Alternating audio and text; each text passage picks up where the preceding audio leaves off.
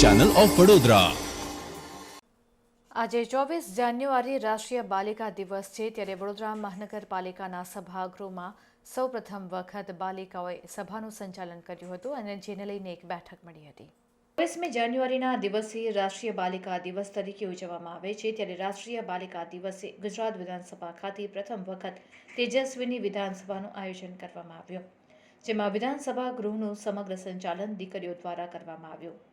એ જ રીતે જિલ્લા તથા મહાનગરપાલિકા કક્ષાએ પણ તેજસ્વીની બાલિકાની સભાનું આયોજન કરાયું, જે અંતર્ગત પાલિકામાં પ્રથમ વખત ઇતિહાસમાં બાલિકા સામાન્ય સભા યોજી।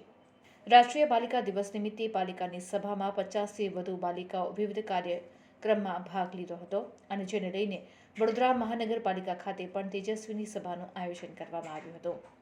વડોદરાના મેયર સભ્યોની માફક પ્રમુખ ચેરમેન સભ્યોની ભૂમિકામાં જિલ્લા પંચાયતની સામાન્ય સભાની કામગીરીથી અવગત થઈ।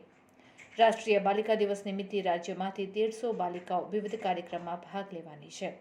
આ કાર્યક્રમમાં બાળકીઓએ મેયર, સ્થાયી સમાજના ચેરમેન વગેરે સભ્યોની ભૂમિકા કરીને સામાન્ય સભાની કામગીરી અંગે ચર્ચા કરવામાં આવી હતી।